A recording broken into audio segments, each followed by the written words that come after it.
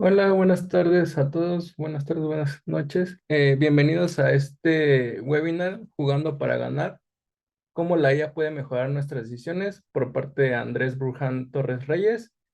Antes de comenzar, les voy a dar como las indicaciones y una breve semblanza de Andrés.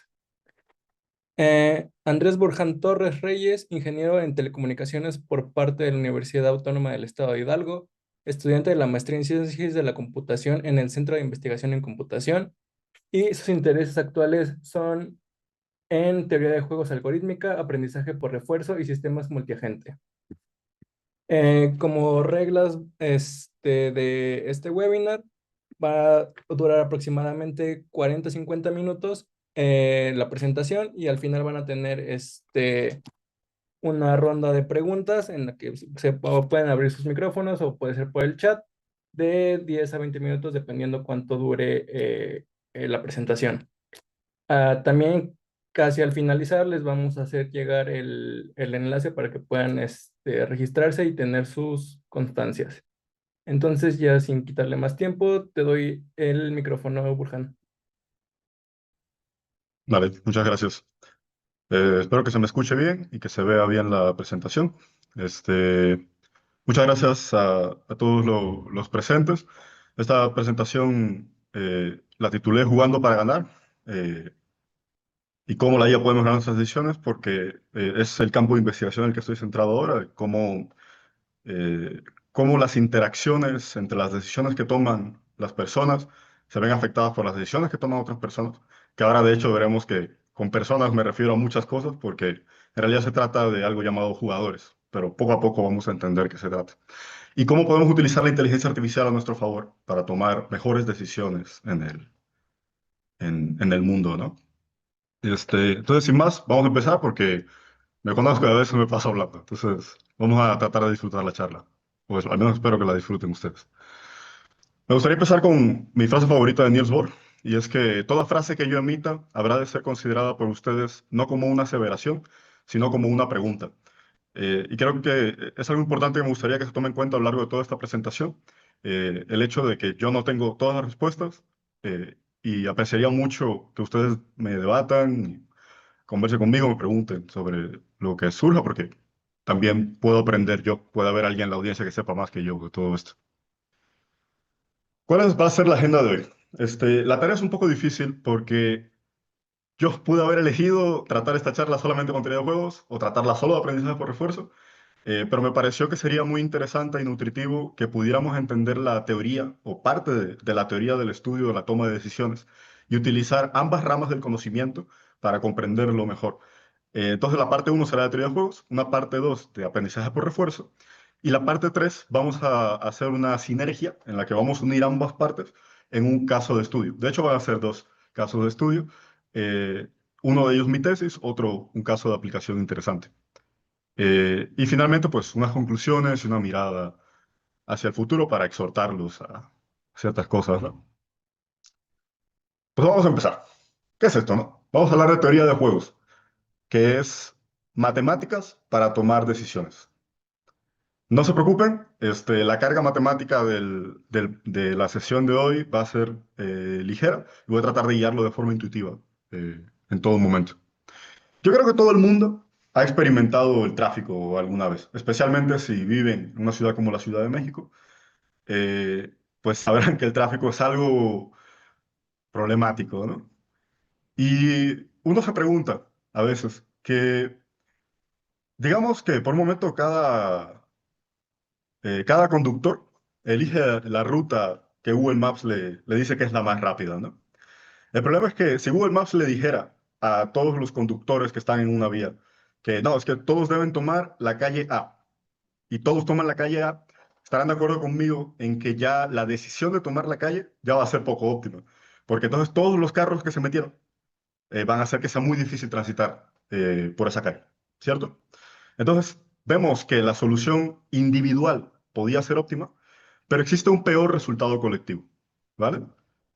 Quédense, por favor, con esta idea vamos a continuar el viaje. La teoría de juegos es el estudio matemático de aquellas situaciones donde el resultado de tu decisión depende de las decisiones de otros. Y me gustaría introducirles a tres conceptos básicos que vamos a utilizar a lo largo de esta presentación, pero son esenciales y son el centro de cómo se modelan las cosas en teoría de juegos. Tenemos a los jugadores, que en el ejemplo anterior que estábamos tratando eran, pues, los conductores, ¿no? Aquellos que van a tomar las decisiones. Pero esto también podría representar a empresas, personas, países, cualquier entidad que tenga que tomar una decisión en un ambiente dado. Pero también tenemos las estrategias, ¿no? ¿Cuáles son, en el caso del tráfico, pues tenemos las diferentes acciones que pueden tomar los jugadores.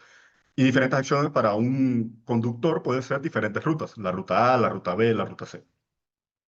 Y por último, las recompensas, que es qué ganas o qué pierdes.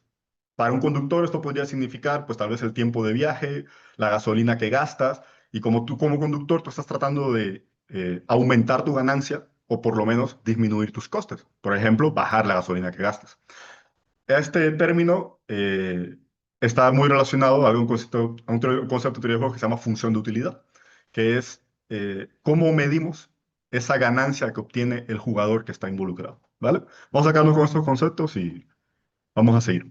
Me gustaría introducirlos a un problema, que es el problema más clásico que se trata en teoría de juegos, pero sirve muy bien para ejemplificar el debate que existe entre en el choque de ese tema de toma de decisiones.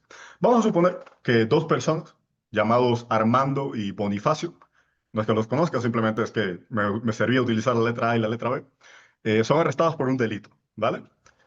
Esto es un clásico de película dramática, de película policíaca. El problema es que la policía no tiene pruebas suficientes para hacer que Armando y que Bonifacio vayan a la cárcel, pero obviamente no les dicen que no tienen las pruebas suficientes. Todo lo que hacen es que los separan y ponen a Armando en una habitación y a Bonifacio en la otra. Y les ofrecen exactamente el mismo trato a ambos. Le dicen, si uno confiesa, es decir, traiciona al otro, y el otro no confiesa, es decir, coopera, el que confiesa queda libre y el que no confesó recibe 10 años de prisión. Si ambos no confiesan, entonces, es decir, que cooperan entre sí, la policía solo puede condenarlos por un cargo menor y cada uno recibe un año, nada más. Ahora, si ambos confiesan, es decir, si ambos lo dicen, ¿no? Y se traicionan, cada uno recibe 5 años de cárcel, ¿vale? Me gustaría que por un momento se pongan en la piel de uno de ellos. A ver, recuerden, están en una habitación, no saben qué pasó con Bonifacio, pero supongamos que eres Armando, ¿no? Tú no sabes qué pasó con Bonifacio, solo sabes que estás en la habitación y el policía está ahí contigo y te dijo esto que les acabo de decir, ¿vale? Pónganse a pensar por un momento, ¿qué harían ustedes? ¿Ok? Entonces, vamos a analizarlo, ¿ok? Vamos a analizarlo juntos. Esto de aquí se llama matriz de pagos y es una técnica que se utiliza en teoría de juegos para resumir cómo se distribuyen las ganancias y las pérdidas de los jugadores. Por un momento, me gustaría que nos pongamos en la piel de Armando, ¿ok? Vamos a poner entonces Armando aquí arriba y Bonifacio aquí al lado. A veces se ve un poco complicado al inicio, pero van a ver que es más sencillo de lo que parece. Entonces, vamos a analizar primero la opción de Armando de no confesar. Armando se da cuenta de que si él no confiesa y Bonifacio tampoco confiesa, pues reciben un año cada quien, ¿no? Pero también se da cuenta de que si él no confiesa y Bonifacio decide confesar, pues Armando se va a llevar 10 años y Bonifacio se va a llevar cero. Entonces, Armando, o sea, le va a ir muy mal si él decide no confesar y Bonifacio lo traiciona. Entonces dice Armando, bueno, ¿qué tal entonces si confieso? Si yo confieso y y Bonifacio deciden no confesar, yo me voy libre y a Armando le tocan 10 y a Bonifacio, perdón, le tocan 10 años. O sea, si yo confieso y no confiesa, 0 años. E incluso si yo confesara y decido Bonifacio también confesar, entonces yo tendría 5 años en la cárcel, que es mucho menos que si Bonifacio confesara, me tocan 10 años, ¿vale? Como ven, o sea, Armando dice, no, pues como yo no sé lo que va a hacer Bonifacio, y no sé si él se va a aprovechar la situación. Entonces, lo mejor que tengo es confesar, porque por un lado, o me voy libre, o me tocan 5 años, que es mucho mejor que a que me toquen 10 años, ¿no? La cosa es que no importa lo que haga Armando, se da cuenta de que mi mejor opción individual siempre es confesar. Pero es algo curioso, ¿no? Esto de confesar es una situación que en teoría de juegos le llamamos equilibrio de Nash.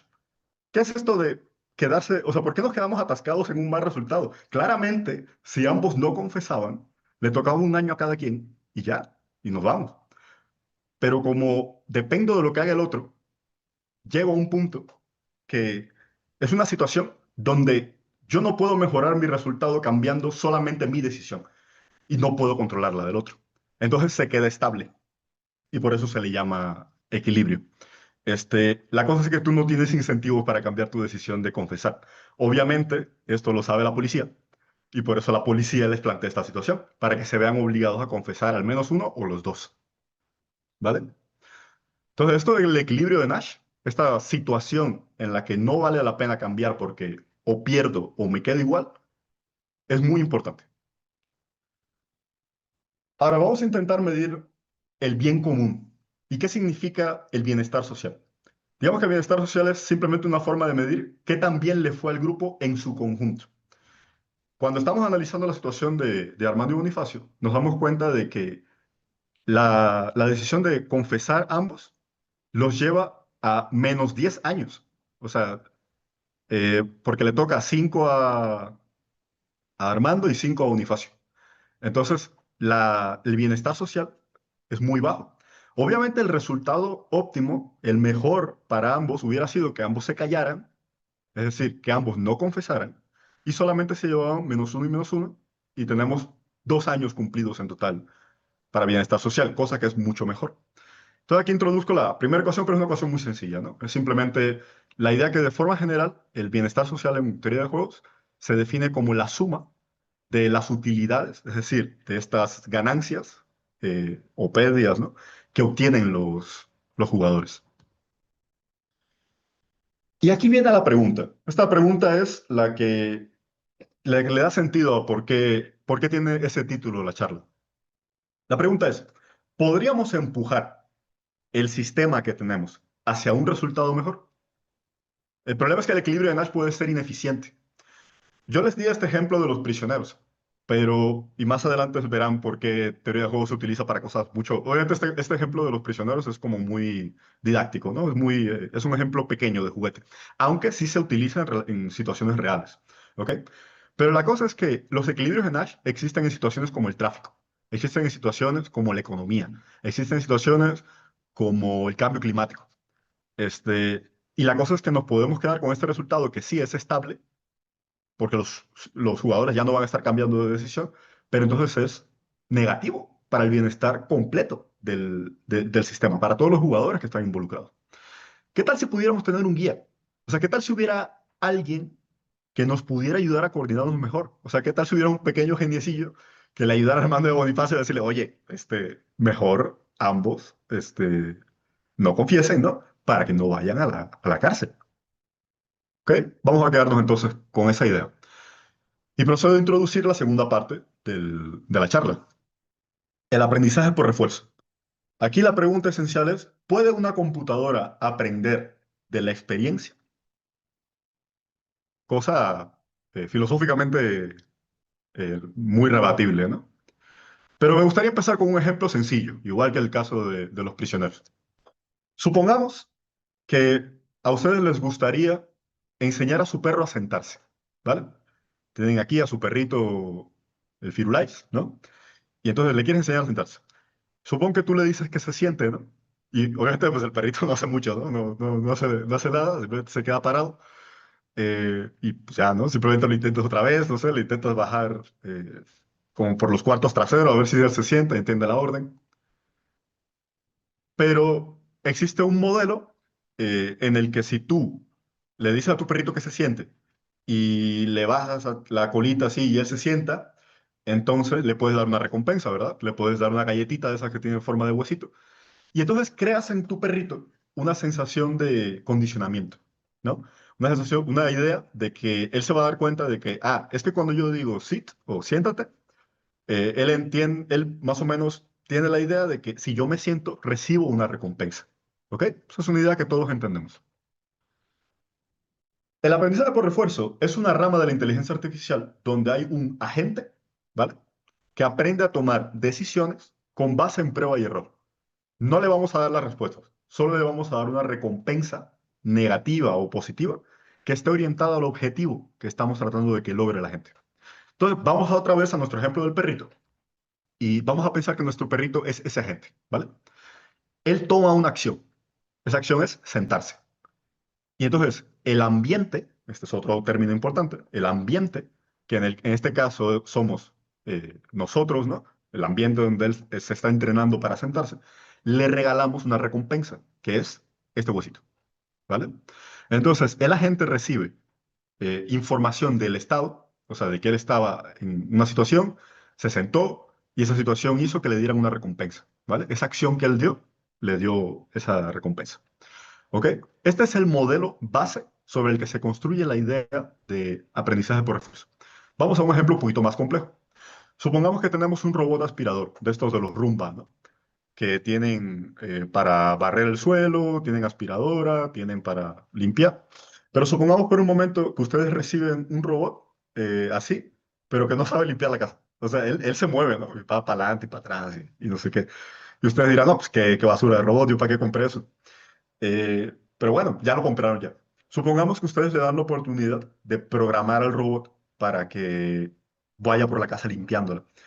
Pero yo digo, no, pues no sé qué reglas darle. O sea, yo no sé cómo decirle al robot exactamente de limpia aquí, limpia allá. Entonces, vamos a pensar en esta idea de estado primero, ¿no? Un estado para este robot sería la posición que él tiene en la habitación, ¿verdad? Y él tiene una cierta observación del entorno. A veces estos robots los programan, les dan la capacidad, por ejemplo, de tal cual una cámara en la que ven la habitación, o tienen infrarrojos, tienen capacidad para de alguna forma observar lo que están haciendo. Y tenemos un objetivo, ¿verdad? Que es que este robot limpie la habitación. Y supongamos que las acciones que el robotcito puede realizar es que pueda moverse hacia adelante, girar a la izquierda y girar a la derecha, ¿vale? Vamos a darle un sistema de recompensa al robot en el que le demos +1 por encontrar basura, ¿cómo se lo regañemos, ¿no? Por chocar con una pared, le damos -10, y +100 por limpiar toda la habitación, ¿ok? De esa forma nosotros guiamos al robot para que, según las acciones que él vaya realizando, las cosas que va logrando gracias a esas acciones sean recompensadas, ¿ok? La idea entonces es, si ya tenemos ese objetivo, si el robot puede leer sus estados, si tiene acciones que puede realizar y tiene recompensas, entonces lo que necesitamos es que el robot pueda entender, vamos a tratar de decirlo así, entender eh, cómo unir todas estas cosas. ¿Cómo yo conecto el hecho de que yo estoy en un estado, realizo unas acciones y recibo una recompensa por los estados y las acciones que yo realicé? ¿Ok? Ahí es donde entran los algoritmos de aprendizaje por refuerzo. La forma, una de las formas más relativamente sencillas de programar este robot sería simplemente que le demos una tabla. O sea, supón que él hace como imagínense que usted hace un apunte, ¿no? En su libreta, este, en el que, dado un estado, ¿no? Yo estaba en tal posición de la habitación, como robotcito. Yo estaba en un estado de la habitación. Eh, y yo realicé una acción, por ejemplo, moverme a la derecha, o ir hacia adelante, o recogí tal basura, o cosas así. Y recibo una cierta recompensa por eso. Yo escribo en una tablita mi estado, mi acción, qué recompensa recibí, mi estado, mi acción, qué recompensa recibí, y así, y voy llenando una tabla. Lo que es muy interesante en la teoría de aprendizaje por refuerzo es que si uno realiza estas acciones muchas veces y va llenando su tabla, eventualmente él va a entender que para diferentes situaciones, cuál es la acción que debe tomar para lograr la mejor recompensa posible, ¿vale? Es obvio que esto se puede complicar mucho más. De hecho, aquí se pueden introducir temas que quizá hayan escuchado, como las redes neuronales, porque el término se puede poner complejo. La cosa es que con suficientes intentos, él logra que esa tabla sea lo más precisa posible. Ahora, la siguiente diapositiva es la que tiene una ecuación, yo creo que la más pesada que vamos a ver en toda la sesión, pero la desmenucé mucho para que se entienda qué hay. Porque estoy seguro que alguien tendrá curiosidad de, ok, sí, intuitivamente tal vez tiene sentido eso que estás diciendo, Andrés, Pero, o sea, a ver, o sea, ¿eso realmente se puede hacer? O sea, matemáticamente, ¿cómo sucede esto? Quédense conmigo, no se asusten. Esto es más sencillo de lo que parece. Nosotros queremos obtener un nuevo valor en esta tabla, ¿vale? Ese nuevo valor debe estar basado en un valor antiguo, una cierta creencia que teníamos de esta situación, ¿ok? Y le vamos a sumar lo que aprendemos de la nueva situación. Porque puede ser que una misma acción no me lleve siempre a los mismos resultados. Porque obviamente el proceso de limpiar una habitación pues es más complejo que solo moverse a la izquierda, moverse a la derecha, irse hacia adelante.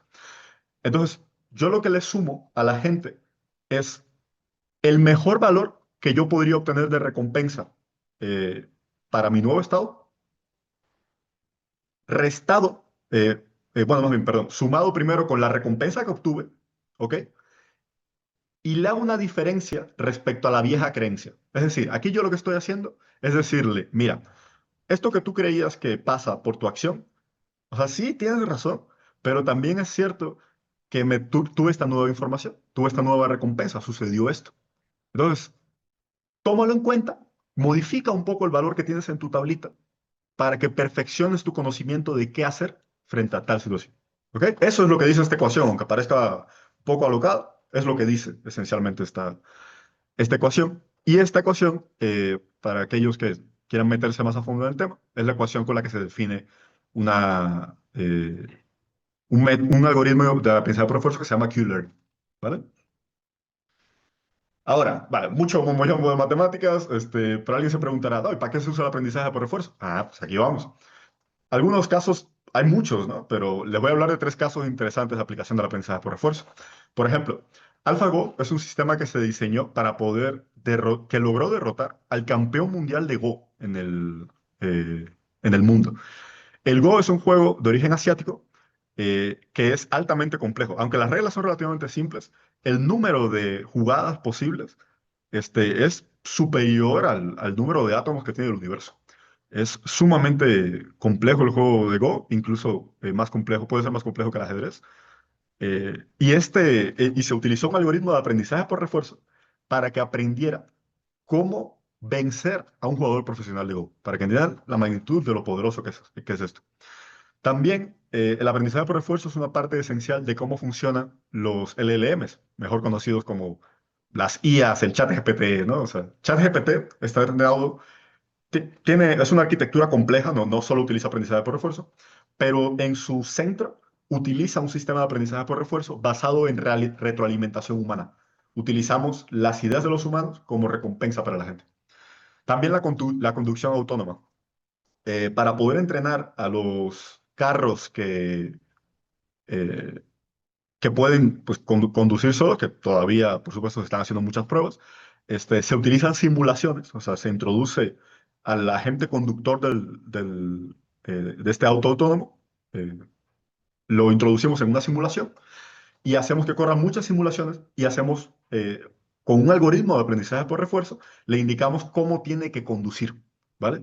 Siguiendo las reglas, etcétera, etcétera. Para que entiendan qué tan poderoso eso que parece como medio tonto que les estaba explicando del robot, qué tan poderoso puede ser el aprendizaje por refuerzo. Pero la esencia es esa.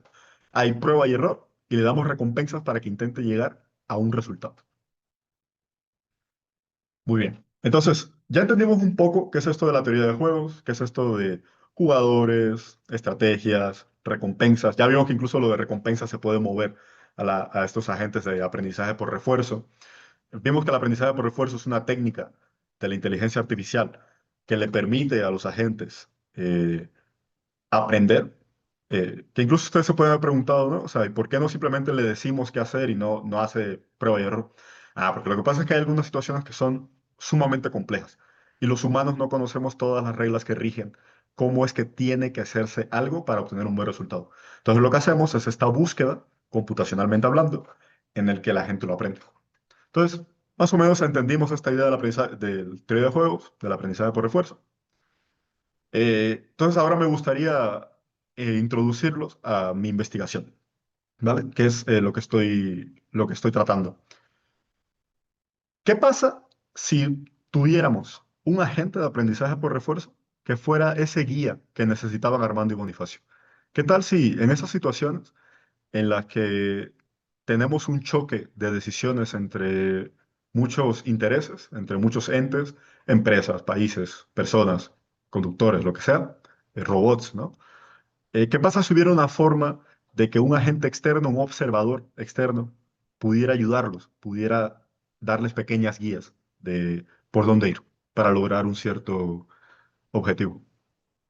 Entonces, aquí es donde combinamos la idea de usar teoría de juegos y el aprendizaje por refuerzo. Digamos que la teoría de juegos nos da un lenguaje para describir estos problemas, ¿no?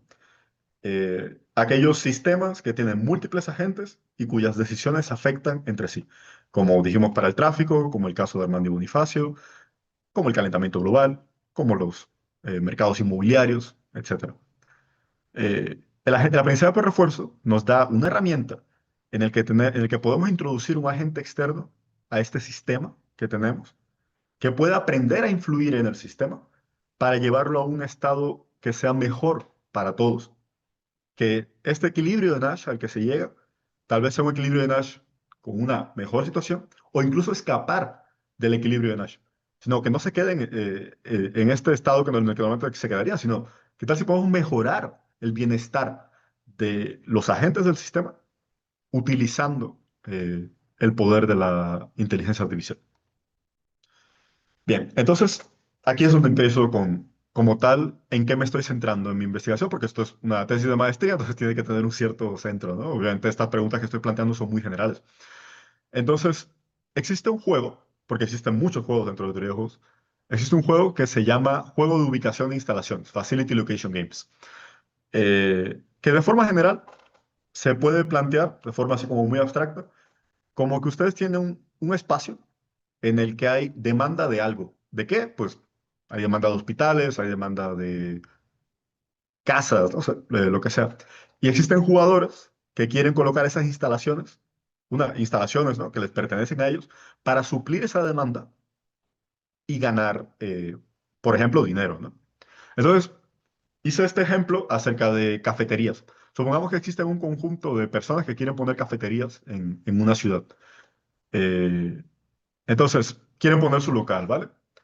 Y entonces miran el mapa, este mapita que tengo acá, y entonces se dan cuenta, dicen, se hacen la pregunta, obviamente, ¿no? Pues ¿dónde hay más clientes y más movimiento? Obvio, o sea, si alguno de ustedes quiere abrir su cafetería, pues yo, o sea, lo más probable es que no la quieran abrir en medio de el desierto de Chihuahua, o sea, lo más probable es que quieran abrirla en un lugar donde sepan que va a pasar gente para que compren su café, compren sus baguettes y puedan venderlos y hacer dinero. Es una cosa obvia. Entonces, estos jugadores miraron la ciudad y dijeron, no, pues vamos a, o sea, yo voy a ponerla aquí en la calle turística principal. Otro dijo, ah, pues también yo la voy a poner ahí. Y otro dijo, no, pues aquí hay un distrito financiero, seguro hay gente con mucho varo, yo también voy a poner ahí mis instalaciones. Ahora, ¿cuál es el resultado de que coloquen sus instalaciones de esta forma? Este, pues que hay agrupamiento, ¿no? Vemos que hay tres cafeterías que compiten ferozmente en el distrito financiero por los mismos oficinistas y otras dos lo hacen en la calle turística. Eh, Sus márgenes de ganancia, aunque no lo parecía al principio, pues pueden ser bajos por la alta competencia que tienen todas estas cafeterías. ¿No? Es algo que tiene sentido. Es más, nos damos cuenta luego de que aquí, si hubieran barrios residenciales, ¿no? Podrían decir, no, pues mira, es que para mí es riesgoso lanzarme al barrio residencial, era mejor en el distrito financiero, pero luego te das cuenta de que en cuanto a la demanda de la ciudad, pues los barrios residenciales se quedaron sin servicio de cafetería. Tienen que conducir 40 minutos, 50 minutos para buscar una cafetería aquí al distrito financiero, ¿vale? Entonces, lo que estoy investigando es, ¿qué tal si pudiéramos utilizar un agente regulador, ¿vale? Un agente que utiliza aprendizaje por refuerzo para que, dada cualquier posible posicionamiento que pueda haber de cafeterías, demanda que pueda haber para estos servicios de la cafetería, él pudiera ser como una especie de planificador urbano, ¿no?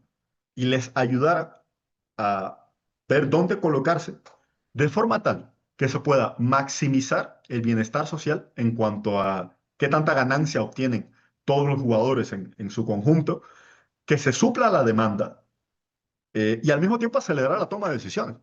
Porque obviamente en este caso, pues no es como que las cafeterías estén platicando entre ellas, o igual y sí, pero normal es que no estén platicando entre ellas.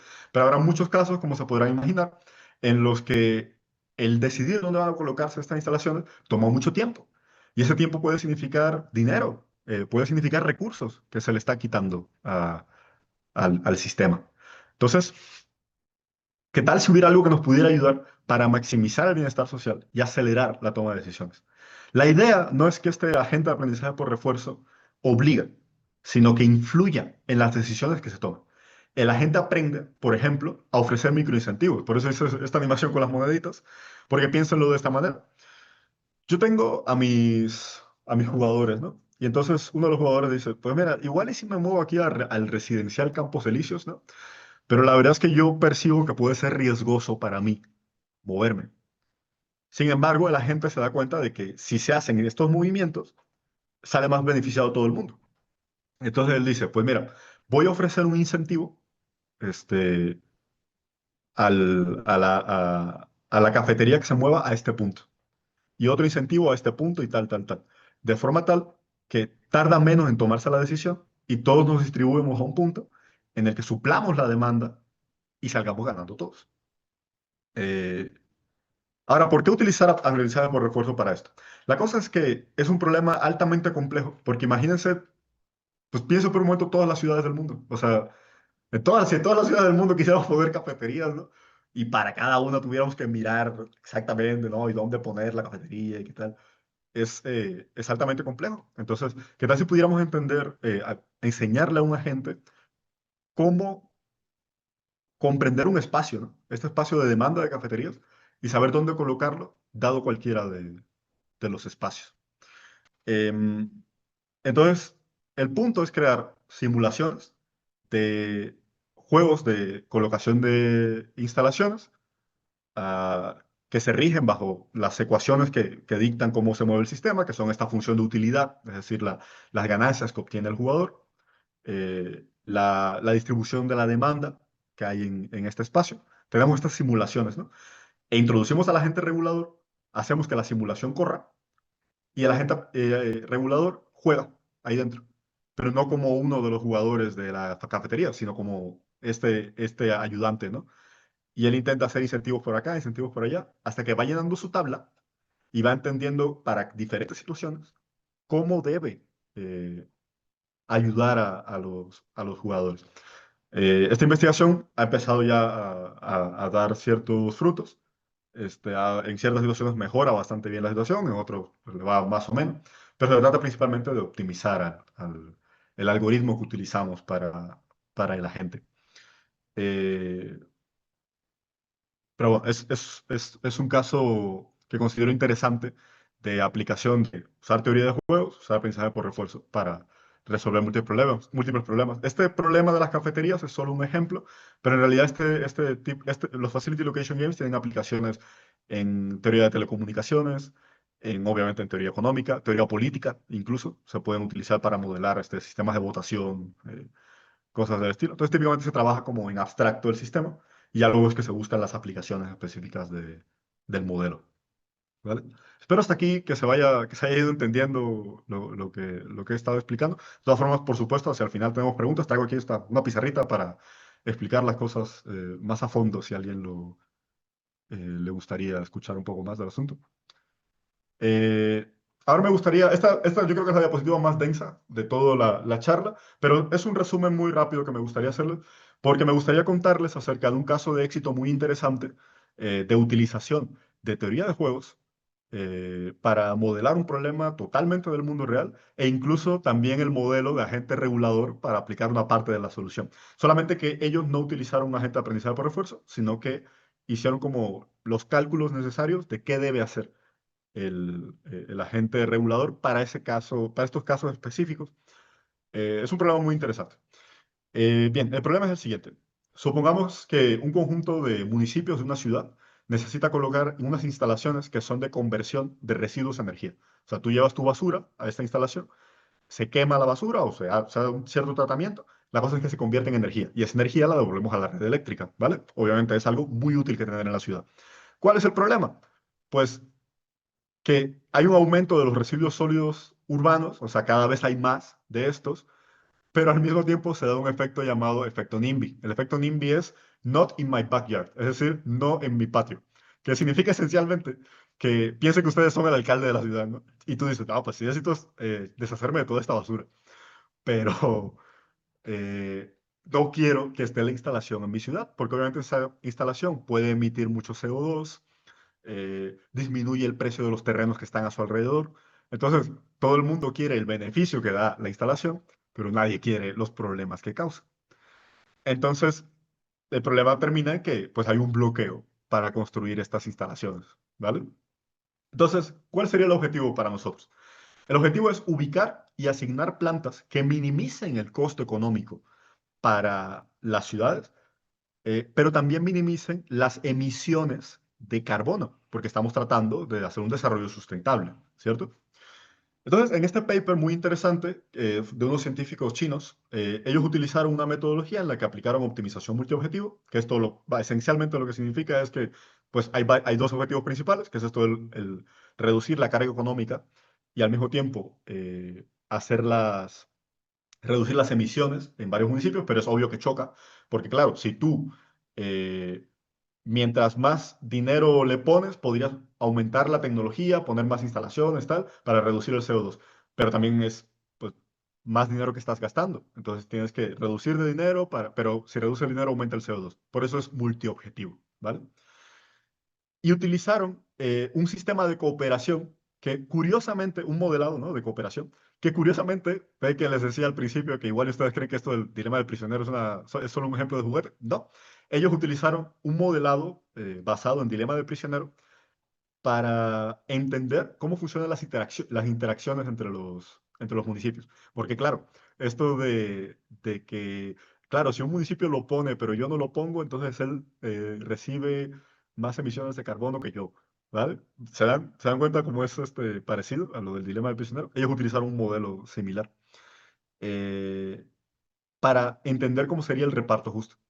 Y también eh, hicieron un caso de estudio específico, o sea, no solo se quedaron en la teoría, sino que resolvieron un caso en especial, que fue un caso en el delta del río Yangtze. Ahí hay tres municipios que olvidé sus nombres, es que sí, también son nombres chinos, entonces no recuerdo el nombre que tenían los municipios.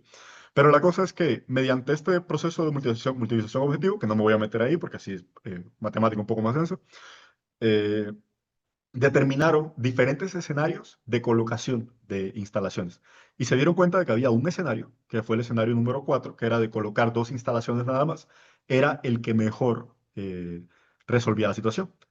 El problema que se dio es que a los alcaldes, bueno, los municipios, no querían esa situación porque les iba a afectar mucho. Entonces, utilizan el concepto que explicamos de agente regulador para modelar cómo hacer una regulación correcta en cuanto a que, pues mira, ¿a qué municipios le vamos a bajar los impuestos respecto a esto para que compensen el gasto que tienen por las instalaciones? Es decir, todos los... De hecho, ahí aparece esto esta idea del valor de Shapley es un valor que se calcula basado en la cantidad de cooperación que hace cada uno de los miembros, ¿ok? Entonces, es algo que tiene sentido. Si yo no tengo una instalación, pero utilizo la de mi vecino, yo debería pagar, pagar un poco más para que mi vecino pueda nivelar este golpe que recibe por tener la instalación. Es algo que es como relativamente intuitivo, pero requiere cálculos para entender cuánto, ¿no? Entonces determinaron que debían bajar un cierto porcentaje de impuestos y dar un subsidio por el carbono emitido. Eh, entonces, de esa forma, lograron que los gobiernos estuvieran de acuerdo en utilizar el escenario 4. Entonces, está optimizado el sistema y además hacemos que sea justo y aumenta el bienestar social de toda la población.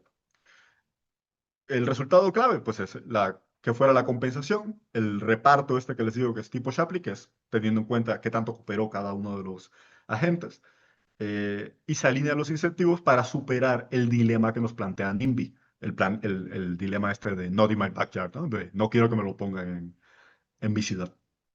Eh, entonces es muy interesante como tenemos aquí un caso claro de aplicación, ¿no?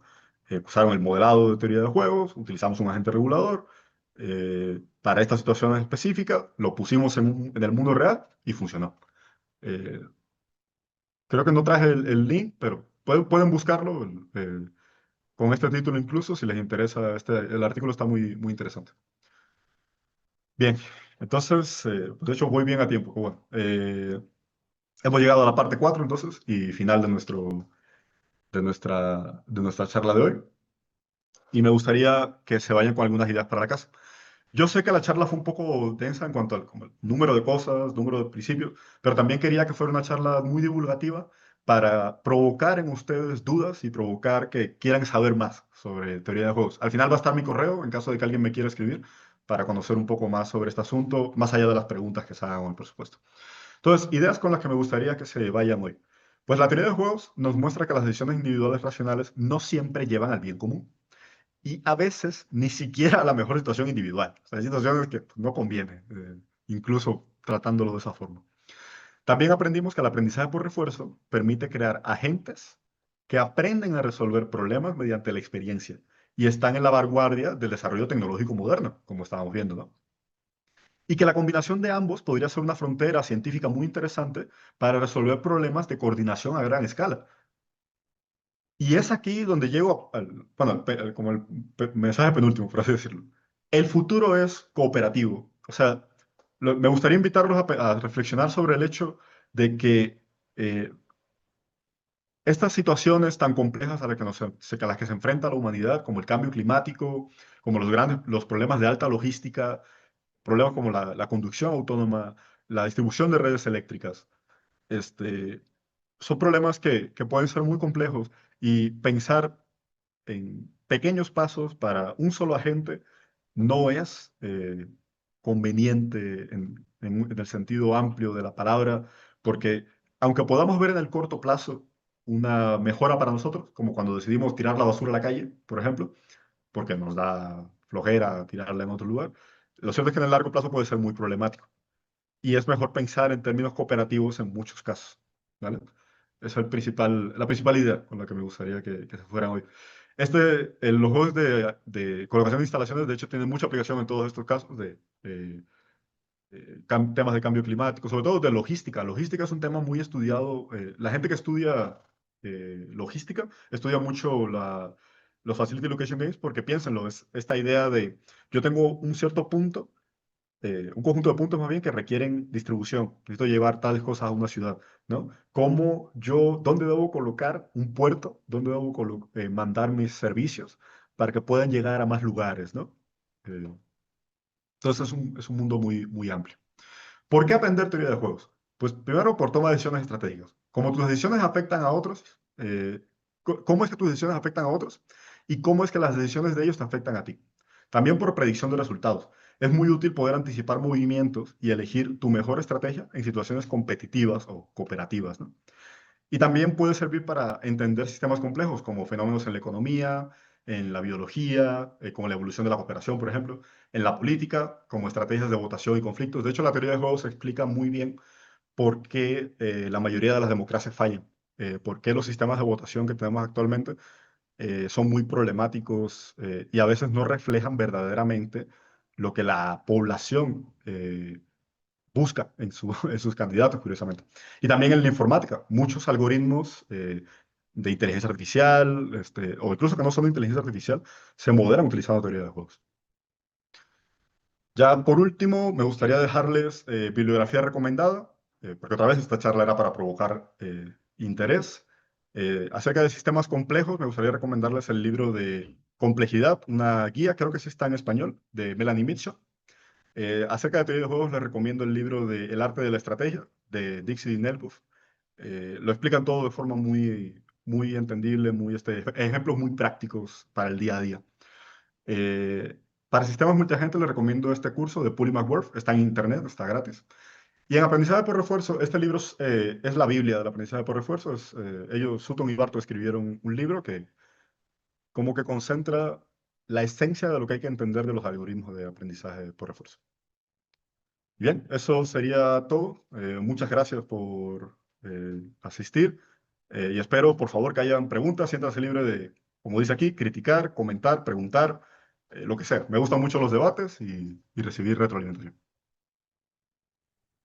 Muchas gracias, Burhan. Démosle un aplauso virtual a Burhan, por favor, por su presentación. Y vamos a pasar a las preguntas. Me parece que Manuel tiene levantada la mano desde hace rato, entonces, Manuel, adelante si quieres, desmutearte para hacer tu pregunta. ¿Me escuchan? Buenas noches. Sí, se escucha. Sí, se escucha. Ok, muchas gracias. Ante todo, un excelente tema, algo este, abstracto en el sentido del concepto. Pensando un poquito las situaciones que se viven ahorita a nivel nacional, este tipo de modelos se pudiera aplicar en cuanto a comportamiento humano, en cuanto a criminalidad, violencia, prevención, sobre todo. Un ejemplo. Para cuestiones de perfilación criminal en instituciones educativas, inclusive en ciudadanía en general, para poder hacer o realizar proyecciones en cuanto a violencia en ciertas locaciones de la población, para determinar dónde se tendría que enfocar este, mm, instituciones policíacas para prevención, es decir, crear programas de seguridad, y prevención para presencia física de agentes de seguridad, etcétera. Es cuanto, y muchas gracias y felicitaciones. Gracias por tu pregunta y por las felicitaciones.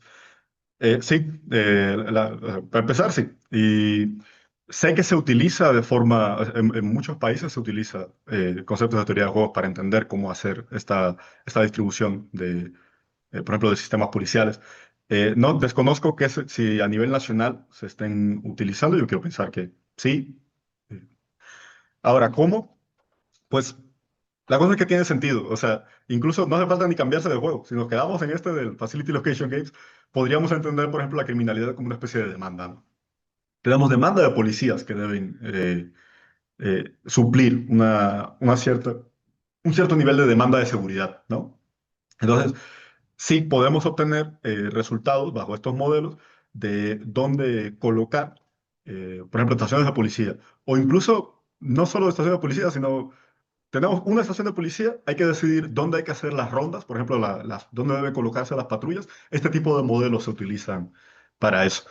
Porque otra vez, eso es lo útil, aunque sea pesado trabajarlo en abstracto, eso es lo útil de que sea abstracto. Que si entendemos un problema de una cierta forma, podríamos aplicar el modelo a este sistema real. Ahora, como todo modelo, todo modelo es una simplificación de la realidad. Entonces, eh, es cierto que tendríamos que observar cuáles son las características específicas del fenómeno que estamos tratando. Obviamente, esto que les presenté de la cafetería es una versión simplificada, una versión resumida de cómo funcionan los Facility Location Games, porque hay muchas formas de modelarlos y depende mucho de a qué estamos tratando. Es muy probable que problemas como la seguridad, especialmente en un país tan complejo como México, requiera adecuaciones muy específicas del modelado. O sea, es muy probable que el modelado haga falta ciertas distribuciones de probabilidad, por ejemplo. Eh, Asumir que la seguridad que vas a poner no necesariamente va a cumplir con todo lo que tú pones, entonces tienes que tener en cuenta ese problema, ¿no? Pero como tal, el concepto de teoría de juegos, que es esta idea de interacción entre agentes, tiene sentido para modelar esto. Porque tenemos, por un lado, al grupo delictivo, ¿no? Que tiene un interés. Su interés tiene que ver con una función de ganancia, ¿no? Que es, pues yo quiero obtener más dinero mediante, no sé, el robo o lo que sea que se dedique a esta asociación delictiva. Y tenemos un conjunto de agentes, que son los policías, que ellos están tratando de maximizar la función de ganancia.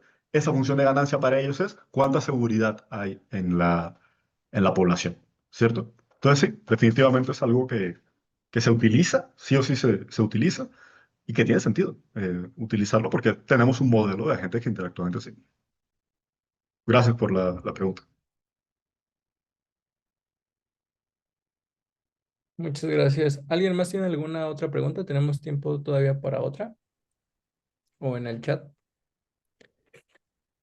En lo que lo piensan, por el chat les compartimos el link para solicitar su asistencia a este webinar y también para nuestros siguientes webinars, por si les interesa alguno.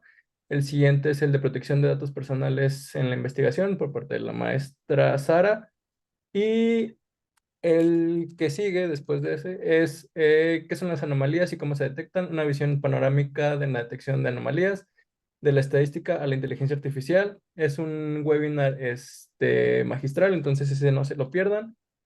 Y igual vamos, por si quieren, se les pierde el enlace o algo así, en las redes sociales igual lo van a estar publicando para que no se preocupen también. Burja, nos preguntan en el chat que si hay material adicional que recomiende sobre las bases del aprendizaje por refuerzo.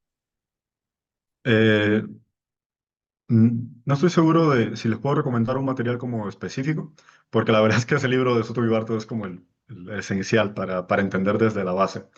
Lo que sí es muy interesante es que el aprendizaje por refuerzo tiene muchas bases en la psicología conductiva. Hay mucho que se puede aprender si se conoce un poco sobre esos temas.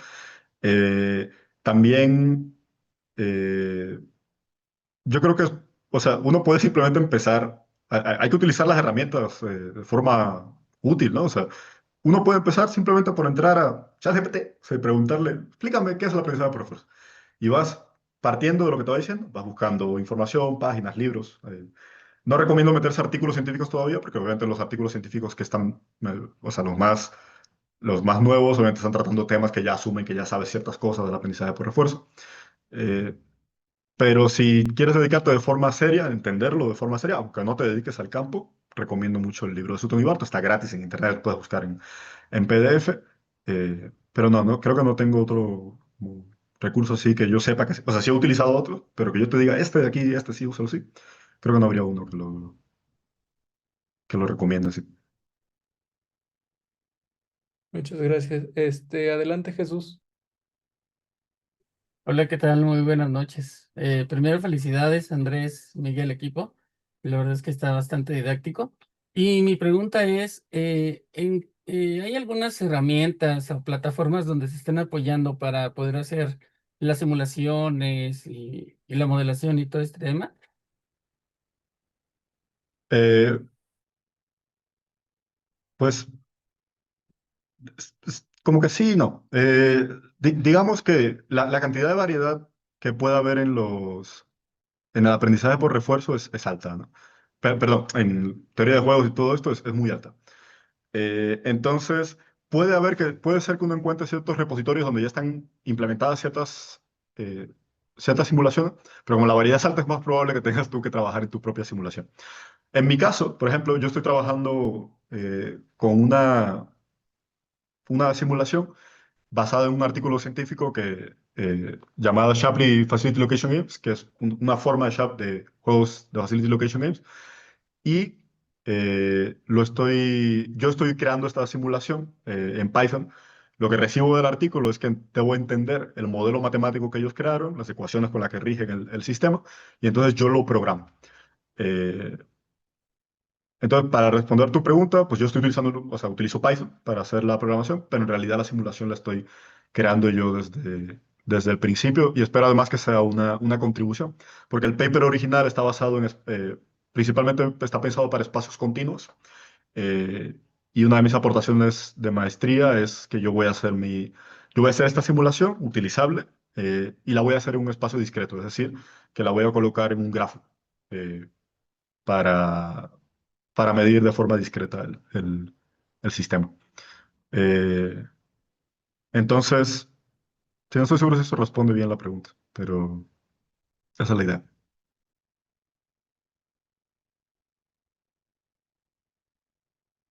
Muchas gracias.